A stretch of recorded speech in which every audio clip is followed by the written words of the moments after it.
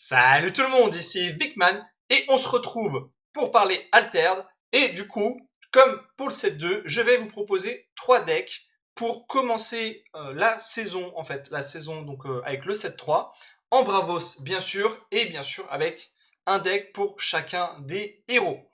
Donc on va commencer par Hatsadi, puisque Hatsadi c'est le deck qu'on a tous envie de jouer depuis le set 1, mais que jusqu'à présent il n'y avait pas forcément ce qu'il fallait pour le jouer.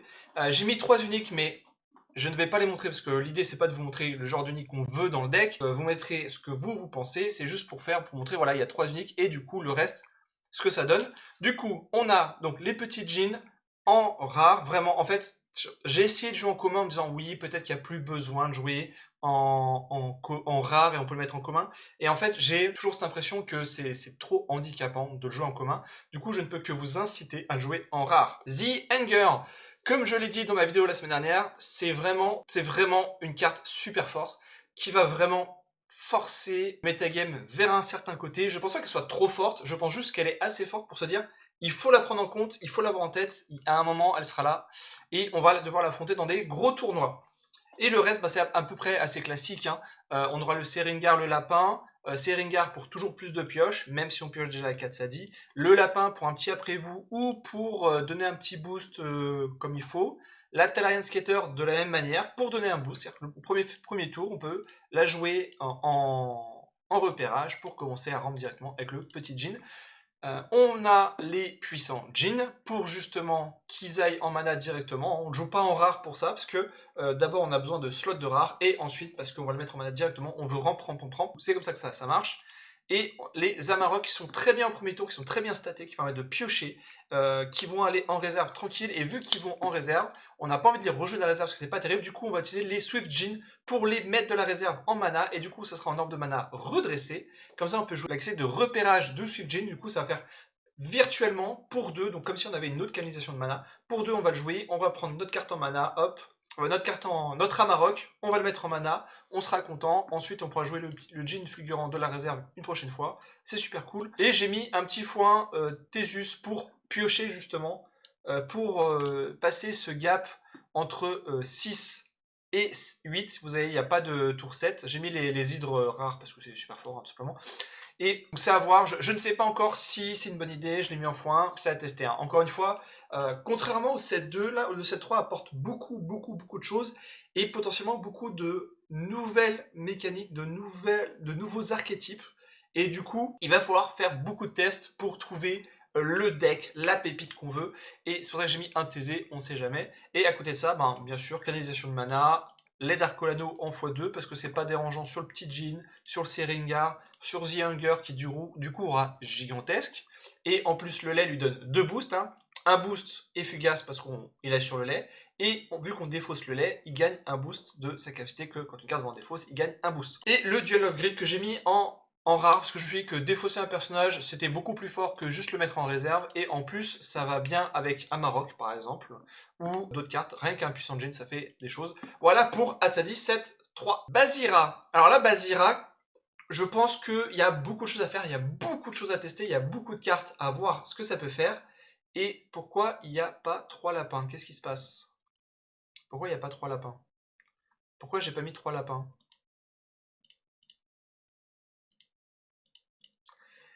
Excusez-moi, j'ai pas compris. Mais normalement, il y a 3 lapins. Alors, l'idée, je me suis dit, on va tenter le combo. On va tenter le repérage avec la tente florale. Et oui, parce que si jamais le personnage arrive et qu'il est boosté, au lieu de quitter l'expédition, il le reste, mais il perd les boosts.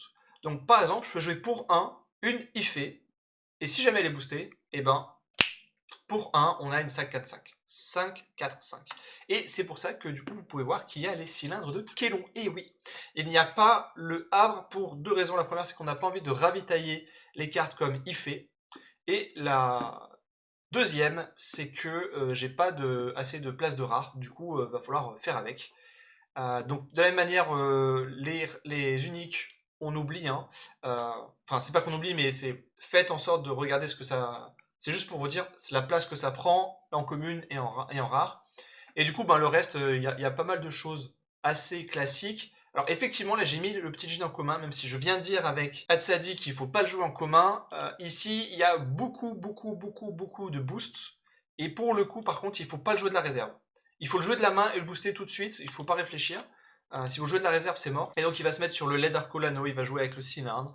Il va se jouer avec toutes les cartes qui mettent des boosts. Effet, elle est où? Elle est où? La skateuse talarienne, la danseuse de l'âme plus Bazira, Chiron plus Bazira, j'en passe et des meilleurs. J'ai mis un Amarok en x1. L'idée étant juste que il va me coûter 3, il aura un coût de 5 et ça marchera avec le duel de cran.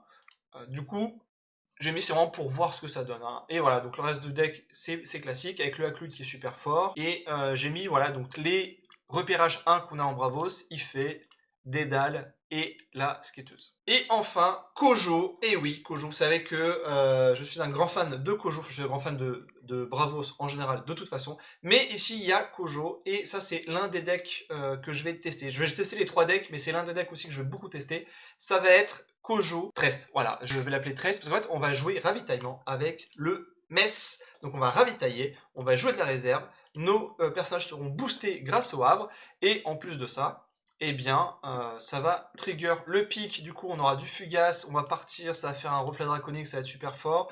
Le petit chien, alors il n'est pas dans la liste, parce qu'il n'est pas encore sur le site d'Alterd, mais le petit chien sera dans le deck, à la place de... Bonne question. À la place de quoi? Je ne sais pas. Peut-être à la place des espions nordistes. C'est à voir. C'est à voir, c'est à voir. Ou alors il faudra que... Peut-être que je downgrade les Peace Engine en commun, mais je suis pas très fan de ça.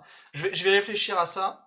Mais l'idée ici, c'était que voilà, on va jouer un peu de la réserve, et c'est pour ça qu'il y a les espions nordistes, parce que soit je laisse dans la main, et ok, c'est une saboteuse, et voilà, soit je la ravitaille, et pour 2, c'est une 3-3-3, voire plus avec le lait d'Arcolanos, puisque ça va être une 5-5-5, puisqu'elle va prendre le boost, et le jeton aussi va prendre le boost, ça va être super fort. Ça fait 2 personnages qui vont gagner Fugace, ça va faire du Pixie par la glace, il va faire boum boum boum boum direct, ça va être incroyable. On peut très bien imaginer un setup. J'ai le Mess, j'ai le LED Arcolano côté Bouddha, mais c'est au tour d'avant, donc il va proc à ce moment-là. J'ai le pic, c'est mon tour. Le pic, il trigger parce que j'ai le Bouddha qui va sur le lait, il gagne Fugace. J'utilise le Mess parce que j'ai des compteurs dessus. Je ravitaille une espionne en 10, je la joue tout de suite sur le lait, et bim, je peux jouer mon Pixie par la glace. L'adversaire n'a même pas le temps de réagir, c'est incroyable! L'idée du deck, c'est ça, c'est de, on va ravitailler, on va faire des choses, ça va être super cool. Et donc c'est, encore une fois, à tester, à voir la bonne combinaison. Et de la même manière, j'ai